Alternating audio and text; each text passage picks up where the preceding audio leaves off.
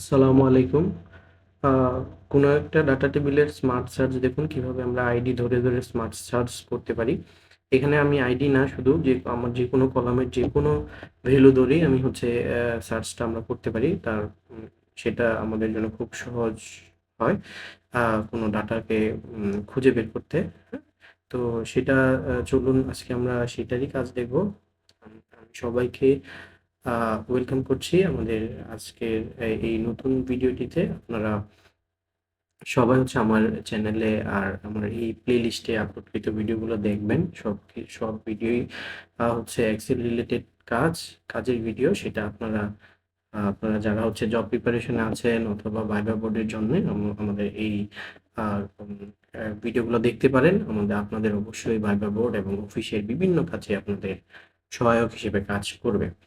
তো দেখুন আমরা আমরা কোনো একটা ডাটা সার্চ করলে কন্ট্রোল এফ চেপে আমরা ডাটাগুলো সার্চ করি। আমরা যেভাবে সার্চ করে থাকি সেটার জন্যে দেখুন আমরা এটা একটু সময় সাপেক্ষ অথবা একটু ওল্ড একটা পদ্ধতি। সেটারও একটা আপডেট ভার্সন আসছে। সেই ভার্সনটাই আমরা দেখব কিভাবে আমরা সহজেই স্লাইজার এটাকে বলে স্লাইজার এড করি।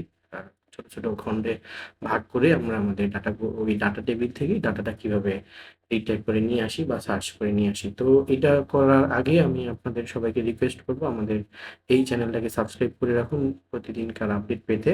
তো চলুন দেখি প্রথমে আমরা আমাদের টেবিলের একদম শুরুতে ক্লিক করে কন্ট্রোল অল চাপবো। কন্ট্রোল অল চাপলে আমাদের এই টেবিলটা সিলেক্ট হয়ে যাবে। দেন হচ্ছে কন্ট্রোল টি চেপে হচ্ছে এই উইন্ডোটা আসবে, দেন এটা ওকে করে দিব। তাহলে আমাদের এই ডাটাটা টেবিলে কনভার্ট হয়ে যাবে। দেখুন এটা হওয়ার পরে বাহিরে কোথাও ক্লিক করা যাবে না।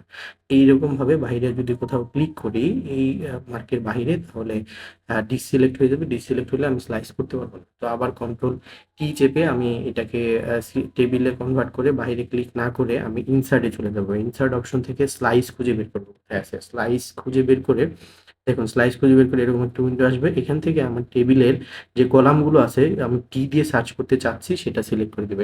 এখানে দেখুন নেম, আইডি, আমার টেবিলে যা ছিল এটাই আছে। আমি যেটা দিয়ে সার্চ করতে চাই সেটা সিলেক্ট করে ওকে করে দেবো। তারপর দেখুন আমি এখানে নেম, লোকেশন এবং পজিশন সিলেক্ট করে ওকে করে দিছি। তাহলে এই জিনিসগুলা দিয়ে এই স্লাইজারগুলা দিয়ে আমি সার্চ করতে পারবো। চলুন আমরা একটা দেখি। নেম দেখুন হৃদয় দিলে টেবিল থেকে হৃদয়ের সব ইনফরমেশন সিলেক্ট হয়ে গেল, মানে হিসেবে দেখাচ্ছে। সেম আমরা অন্যান্যগুলাও যদি দেখি একটু মাহিন, হ্যাঁ, তো দেখুন এই সবগুলাই আমার নাম ধরে আমি সার্চ করতে পারতেছি। কোনো কারণে একই নাম একাধিক জনের হতে পারে, সেই জন্য আমরা অন্য ভ্যালুগুলা দিয়ে দেখতে পারি। যেমন পজিশনটা দিয়ে এবার দেখি চলুন। যেমন আইটিতে কতজন আছে, কে আছে সেটা দেখাচ্ছে তাদের পজিশন। এবং যদি আমরা অন্যটাও দেখি যেমন ম্যানেজার দেখুন, মার্কেটিং দেখুন, আমরা যদি সবগুলোই দেখি তাহলে আমরা দেখতে পারবো খুব সুন্দরভাবে এগুলা। তাহলে দেখুন আমরা হচ্ছে বাদবাকিগুলাও আমরা খুব সুন্দরভাবে সার্চ করে ফেলতে পারলাম। তাহলে চলুন আমরা লোকেশন দিয়েও দেখি। লোকেশন দিয়েও যেভাবে আমরা রেডি করেছিলাম, যেমন কুমিল্লাতে কয়জন আছে সেটাও দেখাচ্ছে, চিটাগাংয়ে কয়জন সেটাও দেখাচ্ছে, ঢাকাতে কয়জন, ঢাকার ভ্যালুগুলো আমরা এভাবে সিলেক্ট করে নিয়ে আসতে পারি। আমরা টেবিল থেকে আমাদের কাজের সহজীকরণের টেকনিক হচ্ছে এইটা। বড় একটা টেবিল থেকে আমরা স্লাইস করে আমরা ডাটাগুলোকে সার্চ করে নিয়ে আসতে পারি। তো সেটার জন্য আপনারা অবশ্যই বাসায় ট্রাই করবেন। আপনারাও শিখবেন। আপনারাও শিখে আপনারা যদি কিছু জানার থাকে অথবা আ ও যদি আপনারা কিছু জানতে চান কমেন্ট করবেন। আমরা দেখুন এটাকে আমরা এখানে আইডি দিয়ে সার্চ করি না। আপনারা চাইলে আইডি দিয়ে ধরেও সার্চ করতে পারেন। তো আপনারা আমি ভিডিও শেষ করার আগে আপনাদের আবার বলতে চাই আমার চ্যানেলটাকে অবশ্যই সাবস্ক্রাইব করে রাখুন। আমাদের ডেইলি আপডেট পেতে প্রতিদিন কিছু না কিছু আপডেট পাবেন। তাহলে আপনারা আ বেশ কিছু শিখতে পারবেন। আপনারা ভালো থাকুন, সুস্থ থাকুন। ধন্যবাদ সবাইকে। আসসালামু আলাইকুম।